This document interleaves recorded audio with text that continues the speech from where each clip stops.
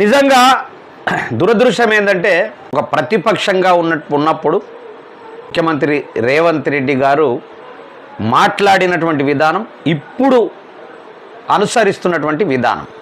అప్పుడు ఏం మాట్లాడిండు, ఇప్పుడు సర్పంచులకు ఉన్నటువంటి పరిస్థితి ఏంది, మరి అప్పుడు మాట్లాడినటువంటిది ఏంది, ఇప్పుడు అవలంబిస్తున్నటువంటి విధానం ఏంది అనే దాని మీద మనం ఒక వీడియో విందాం. ఆయన మాట్లాడిందే ప్రతిపక్షం ఉన్నప్పుడు మాట్లాడి ఇప్పుడు మరి ఆయన ఏం మాట్లాడుతున్నాడు, అసలు మాట్లాడుతున్నాడా మాట్లాడతలేడా అనే దాని మీద ఒక్క కోణం, ఇట్లా 2-3 అంశాలు ఉన్నాయి. ఆ అంశాల మీద మనం తప్పకుండా మాట్లాడదాం. మరి అదొక్కసారి విందాం.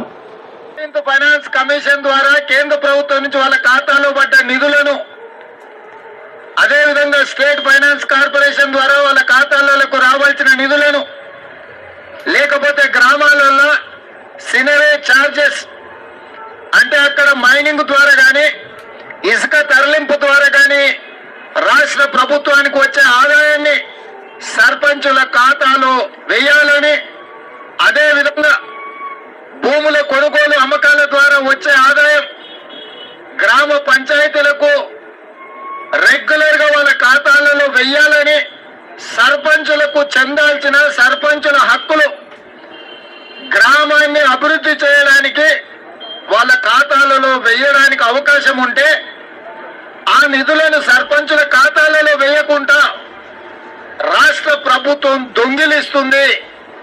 ఆ నిధులు రాకపోవడం వల్ల సిరిసిల్ల నియోజకవర్గంలో ఆనంద్ రెడ్డి అనే సర్పంచ్ ఆత్మహత్య చేసుకున్నాడు.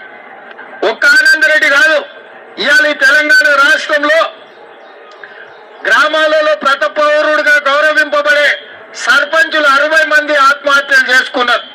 ఇవాళ ఈ విధంగా సర్పంచులకు రావాల్సిన నిధులు 35,000 కోట్ల రూపాయలు రాష్ట్ర ప్రభుత్వం దారి మళ్లించింది. ప్రజలు ఎన్నుకున్న సర్పంచును శక్తి ఎండిపోతేనే సస్పెండ్ చేస్తా అంటున్నావు కదా. మరి మున్సిపల్ శాఖ మంత్రి నిర్లక్ష్యం వల్ల హైదరాబాదు నగరం మొత్తం చెత్త పేరుకపోయింది.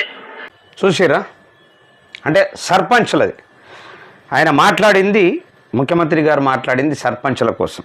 మరి ఇప్పటికే చాలామంది ఆత్మహత్యలు చేసుకున్నా కూడా కనబడట్లేదా రేవంత్ అన్నకు అనేటటువంటి, ఇంకెంతమంది సర్పంచులు చేస్తే మీకు కనిపిస్తుంది, చలనం వస్తుంది అనేటటువంటిది సర్పంచులు ప్రశ్నిస్తున్నారు.